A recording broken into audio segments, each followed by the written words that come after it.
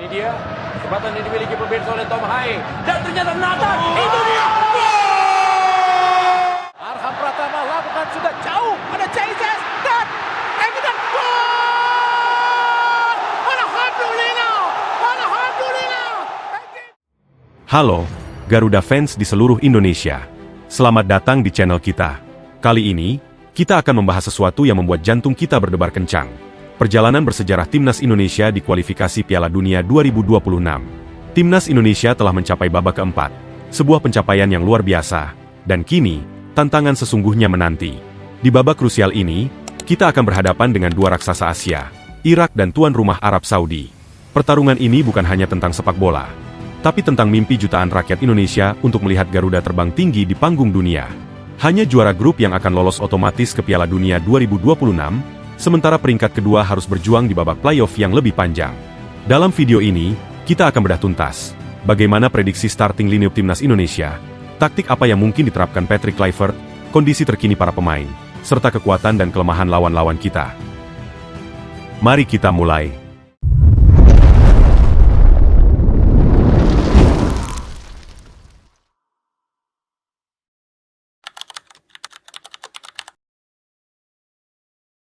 Timnas Indonesia telah menorehkan sejarah. Untuk pertama kalinya, kita berhasil menembus babak keempat kualifikasi Piala Dunia 2026 zona Asia. Ini adalah bukti nyata dari perkembangan pesat sepak bola kita, dan kita adalah satu-satunya wakil dari Asia Tenggara yang berhasil melangkah sejauh ini. Kita tergabung di grup B, bersama Irak dan Arab Saudi. Semua pertandingan di babak ini akan diselenggarakan di Arab Saudi, sebuah faktor yang tentu akan memberikan keuntungan besar bagi tuan rumah. Timnas Indonesia dijadwalkan akan menghadapi Arab Saudi pada 9 Oktober 2025, dan kemudian melawan Irak pada 12 Oktober 2025. Kedua laga penting ini akan berlangsung di King Abdullah Sports City Stadium, Jeddah. Atmosfer di sana pasti akan sangat panas.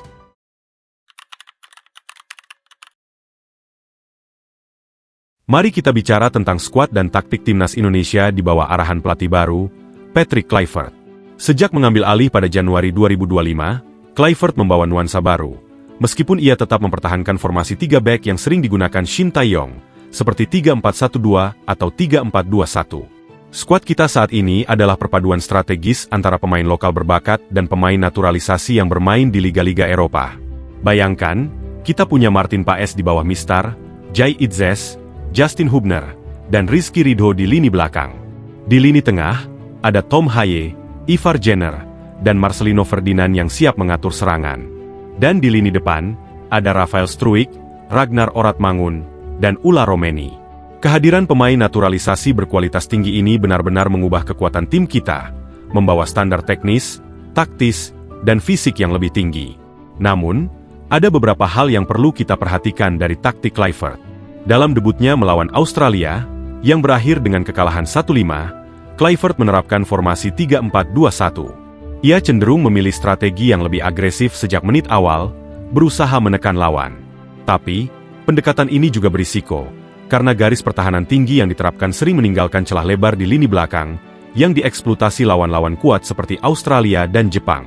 Serangan kita juga masih terlihat mengandalkan kemampuan individu, belum ada struktur yang jelas. Dan masalah klasik kita, kelemahan dalam mengantisipasi bola mati, masih terlihat jelas. Kita beralih ke kondisi pemain. Kabar buruk datang dari lini depan. Ulla Romeni, penyerang paling produktif kita di awal 2025 dengan 3 gol, mengalami cedera serius, patah tulang di engkel kanan, dan harus menjalani operasi. Statusnya diragukan untuk tampil di Oktober 2025. Ini kerugian besar. Mees Hilgers, bek tengah potensial, juga memiliki riwayat cedera berulang dan statusnya diragukan per Agustus 2025. Tapi, ada kabar baik yang sangat krusial. Sebelumnya, ada kekhawatiran tentang beberapa pemain kunci yang terancam skorsing, seperti Ivar Jenner, Jai Itzes, Kelvin Verdong, dan Jakob Sayuri. Namun, setelah pemeriksaan laporan pertandingan resmi Jepang versus Indonesia pada 10 Juni 2025, dipastikan tidak ada kartu kuning yang diterima oleh pemain Indonesia dalam pertandingan tersebut. Dan Ivar Jenner yang diskors untuk pertandingan Jepang, berarti ia telah menjalani hukumannya dan bersih untuk ronde 4. Ini artinya, Patrick Kluivert akan memiliki ketersediaan penuh pemain-pemain inti di lini pertahanan dan tengah. Ini sangat positif. Beberapa pemain juga menunjukkan performa stabil sepanjang 2025. Jai Itzes sebagai tembok kokoh di lini belakang, Rizky Ridho yang solid, Kelvin Verdong yang langsung menyatu, dan Tom Haye sebagai kunci penghubung antar lini. Kelvin Verdong bahkan tampil gemilang bersama klubnya, NEC Nijmegen. Sekarang, mari kita intip lawan pertama kita, Irak. Mereka baru saja menunjuk Graham Arnold sebagai pelatih pada Mei 2025, menggantikan Yesus Casas. Arnold punya pengalaman melatih lebih dari 20 tahun, termasuk membawa Australia ke babak 16 besar Piala Dunia 2022. Namun, rekor Arnold melawan tim-tim kuat Asia kurang memuaskan. Ia tidak pernah mengalahkan Jepang, Korea Selatan, atau bahkan Arab Saudi saat melatih Australia. Ada juga kekhawatiran dari internal Irak bahwa tim kurang memiliki strategi yang koheren di bawah Arnold karena masalah internal federasi dan keputusan taktis yang dipertanyakan. Ini bisa menjadi peluang bagi timnas Indonesia. Ketidakpastian taktis ini dapat membuat Irak kurang dapat diprediksi, namun juga lebih rentan terhadap eksploitasi. Pemain kunci Irak yang harus diwaspadai adalah Aiman Hussein, striker yang sering menjebol gawang Garuda. Lalu ada Muhammad Ali, penyerang muda dengan segudang pengalaman, dan Jalal Hasan, kiper andalan Irak yang sulit ditembus. Bek Rebin Sulaka juga patut diperhatikan. Ada kabar bahwa Ali Jasim, pemain kunci lainnya, berpeluang dicoret dari skuad karena masalah kebugaran. Selanjutnya, tuan rumah Arab Saudi. Mereka kembali dilatih oleh Hervé Renard pada Oktober 2024, menggantikan Roberto Mancini. Renard dikenal sebagai pelatih yang cerdas, disiplin, dan mampu membuat timnya bermain dengan interpretasi taktik yang sempurna dan motivasi individu yang tinggi. Formasi favoritnya adalah 4-3-3 attacking. Tapi ia sangat fleksibel dan bisa menggunakan 3 back untuk stabilitas pertahanan. Strategi utamanya adalah menjebak build-up lawan di lini tengah dan fokus pada serangan balik cepat. Seperti yang mereka lakukan saat mengalahkan Argentina di Piala Dunia 2022. Ini sangat berbahaya bagi Indonesia, terutama jika Kluivert tetap menerapkan garis pertahanan tinggi.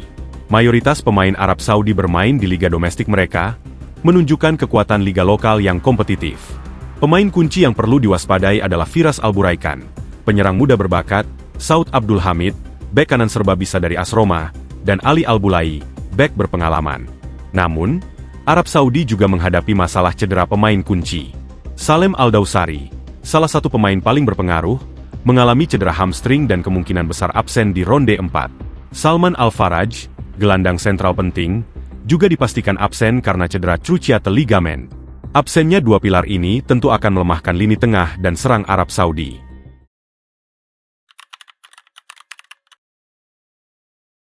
Baik, setelah menganalisis semua faktor, mari kita masuk ke bagian yang paling ditunggu-tunggu, prediksi starting lineup timnas Indonesia.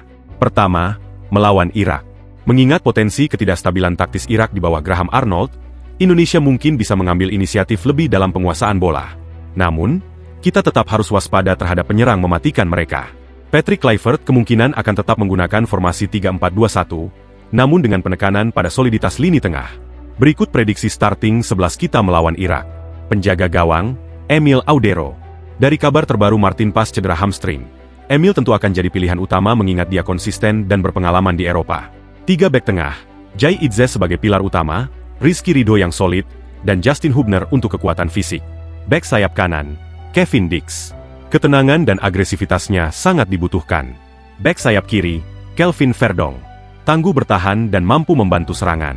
2 gelandang tengah, Tom Haye sebagai pengatur tempo dan Joey Plupesi yang energik dan lebih defensif.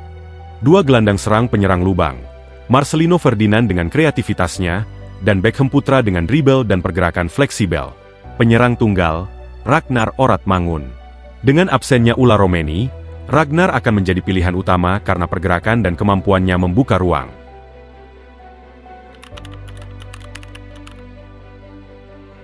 Kedua, melawan Arab Saudi. Ini akan menjadi pertandingan yang sangat berbeda. Arab Saudi di bawah Hervé Renard sangat disiplin dan mematikan dalam serangan balik, apalagi mereka bermain di kandang sendiri.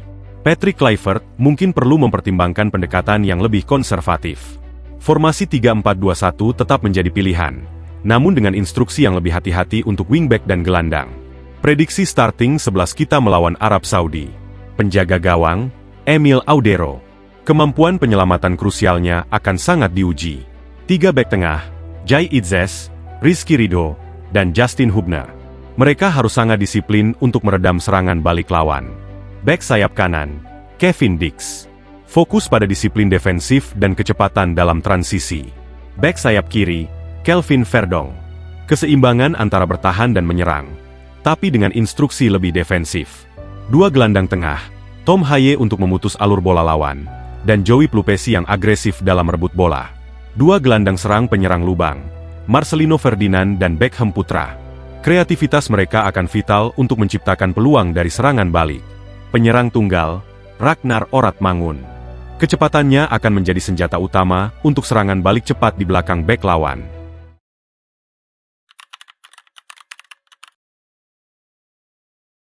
Perjalanan timnas Indonesia di babak keempat kualifikasi Piala Dunia ini akan menjadi ujian sesungguhnya.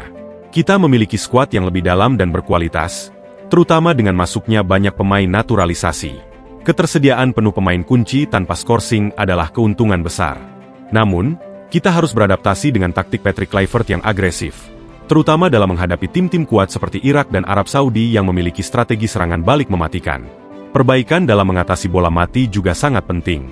Meskipun ada tantangan besar, seperti cedera ular Romeni dan kekuatan lawan, timnas Indonesia memiliki potensi untuk membuat kejutan.